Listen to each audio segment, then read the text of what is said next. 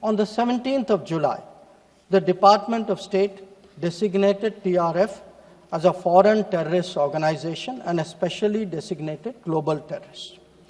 Now this comes in the wake of the extradition of Tahawwur Rana, who was involved in the 26/11 attack. And when people ask today, how successful is your foreign policy? Where is your diplomacy?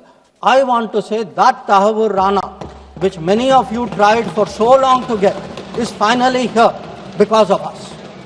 I want to say TRF was designated not because somebody out there made a remark. TRF was designated as a global terrorist organization because our diplomacy persuaded another country to do that. Now, our strong stance has resonated across the world.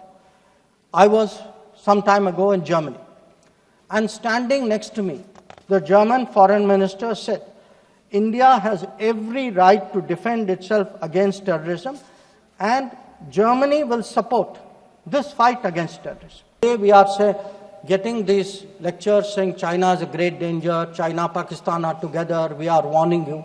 So what does the Congress party really think about China? Don't go by what they say. Let us see what they did. In 2005, China was designated as a strategic partner during Prime Minister Wen Jiabao's visit to India. Strategic partner. And there is a concept, very famous concept called Chindia, sir, a belief that China and India have common interest, and the main proponent of Chindia is the party spokesman of the people opposite. Now, some mention was made about visits, including my visit. Yes, I went to China. I went to China to make our position very clear about de-escalation, about trade restrictions, and about terrorism. I did not go to China for the Olympics. I did not go to China for secret agreements. I did not go.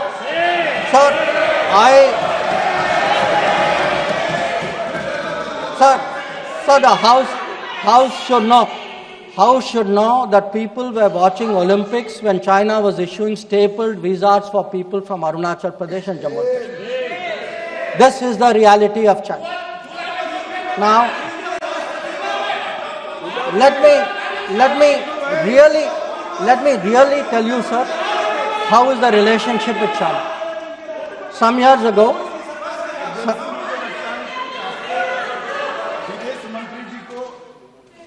संरक्षण देना चाहिए। उनके speaker जब बोल रहे थे, हम पूरे धैर्य से सुने। मैं बताऊंगा कितनी असत्य बातें बोली गई कल, परंतु फिर भी असत्य को भी हम हलाहल समझकर पी गए।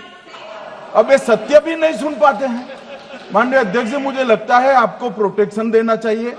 बैठे बैठे टोका टोकी करना सबको आता है, ऐसा नहीं हमें नहीं आता, मगर इतने गंभीर विषय पर चर्चा जब हो रही है तो सरकार के प्रमुख विभाग के मंत्री को बोलते हुए बैठे बैठे टोकना ये विपक्ष को शोभा देता है क्या?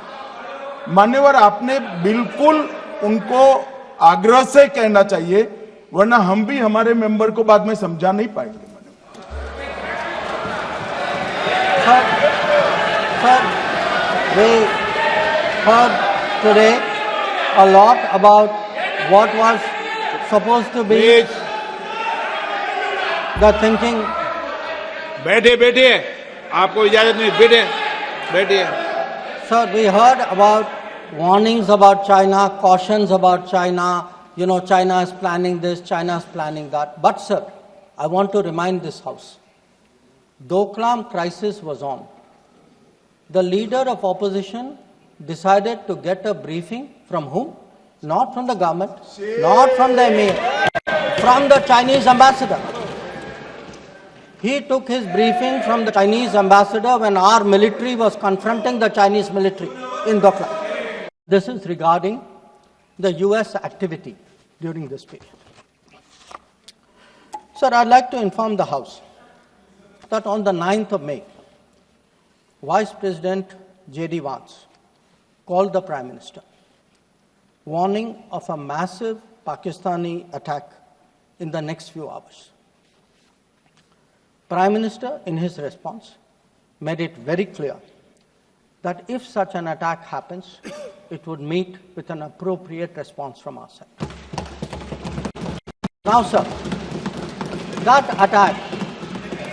attack took place and was foiled by our armed forces, and I think the House should collectively appreciate the performance of the armed forces in foiling what was a massive attack on the 9th and 10th of May.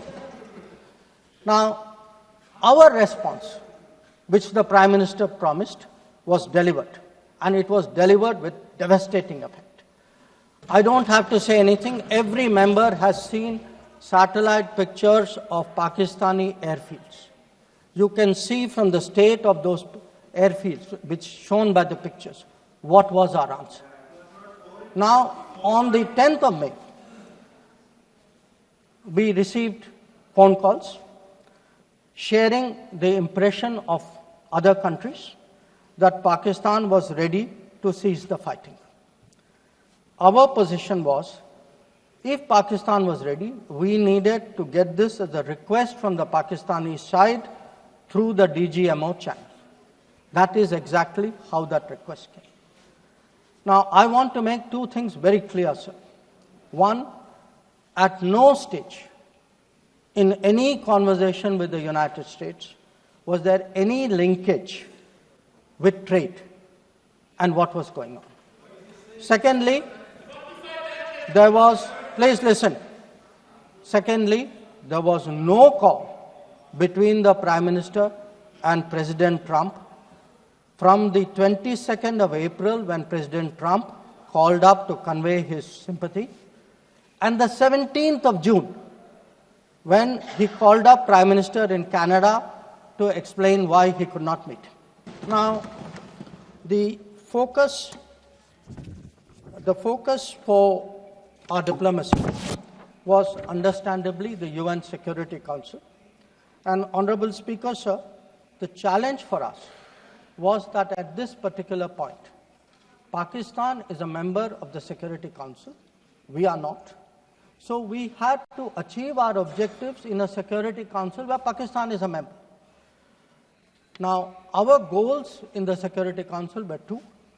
One, to get an endorsement from the Security Council of the need for accountability, and two, to bring to justice those who perpetrated this attack.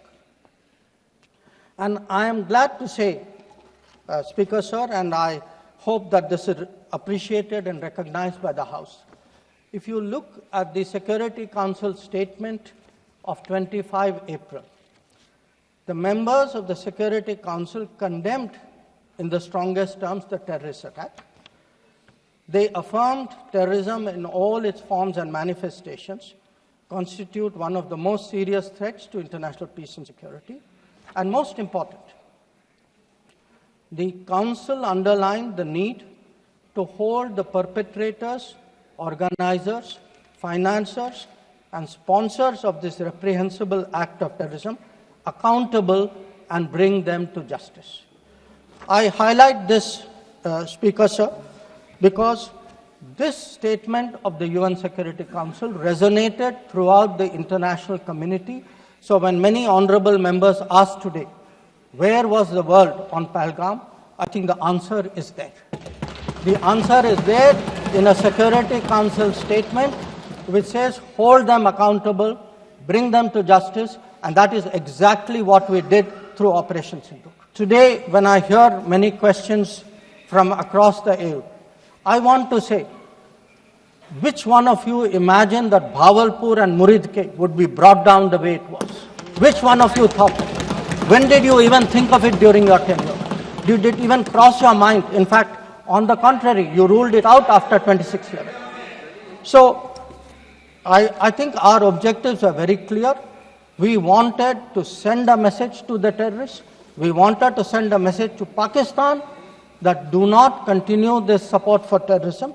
And I think on the morning of 7th of May, that message went home loud and clear. in the course of the debate today, some points were made by members of the opposition. I would like to respond to some of them. We were asked, why did you stop at this time? Why did you not go further? Please see who's asking this question. This question is being asked by people who, after 26/11, felt that the best action was inaction. Now, I would like, sir, to read out, because one member said, nowadays BJP members like reading from books. You get the truth in books. Sometimes you don't like what we read in books. So, let me read out, sir, two excerpts from a book by the National Security Advisor of the UPA government. After 26/11, a chapter, this is a book called Choices. He says, on sober reflection and in hindsight, I now believe the decision not to retaliate militarily, but to concentrate on diplomatic, covert and other means was the right one for that time and place. This is what he says. But did he even do that? Because 26/11 happened in November of 2008. What was the reaction? The reaction was Sharm el-Sheikh. Was that diplomatic? Was it covert? Was it military? Now, what did Sharm el-Sheikh do? In Sharm el-Sheikh, the then government and the Pakistani Prime Minister agreed terrorism is a main threat to both countries. Now, today, sir, people are saying, America is hyphenating you, Russia is hyphenating you. That is what I heard Deepinder Huda ji say. Hello, you are hyphenating yourself. I mean, you did not need a foreign country to say, please link India to Pakistan. Your own government was saying, India and terrorism is a main threat to both countries. And then they said, terrorism should not be linked to the composite dialogue. And worst of all, they accepted a reference to Baluchistan in that. Now, here is a country reeling after 26/11. And you are equating Baluchistan and 26/11, what happened in Mumbai? And you are saying that the perpetrator and the victim have both got a problem. And then now you are asking me, why didn't you go further? People who did nothing are asking a government which did so much, saying, why didn't you do more? Now, you might think, sir, that this is a one-off. But this is a habit, because this is the thinking in that part of the house. Some years ago, there was, if you remember, sir, the Mumbai train bombing. The Mumbai train bombing happened in July of 2006. In September of 2006, 3 months after the Mumbai train bombing, at Havana, the UPA government, with its Pakistani counterpart, condemns all acts of terrorism as though we are both again equal, and agrees that it's a scourge that we need to effectively deal with together. And then they directed again resumption of dialogue. So, what I want to highlight is, for people who did nothing, to have the temerity, the gumption today, to ask a government which did so much, which brought down Bahawalpur and Muridke, to say, why didn't you do more? I think it's extraordinary. Now, sir, we also heard from one of the early speakers saying we are now facing a two-front, and that the leader of opposition has been warning us about two-front.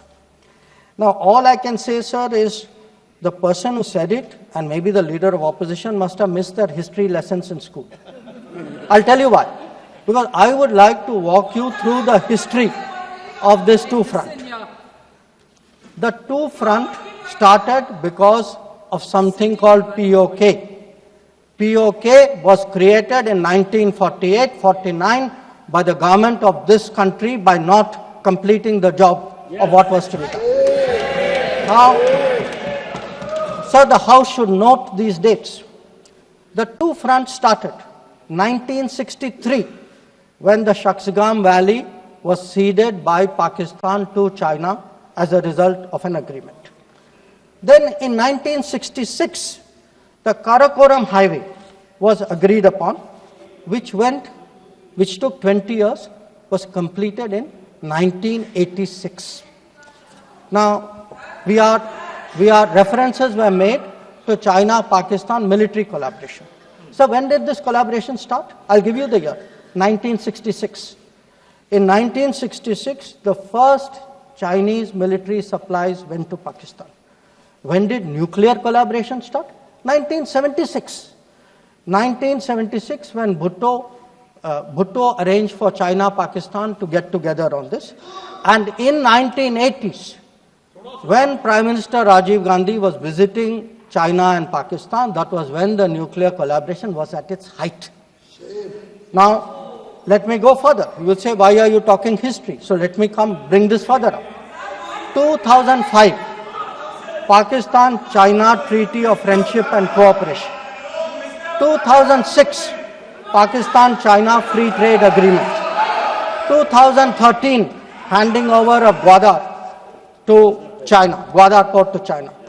May 2013, announcement of China-Pakistan Economic Corridor. So, sir, we are getting warnings about a US-China, Pakistan-China collaboration when this collaboration has been going on for 60 years.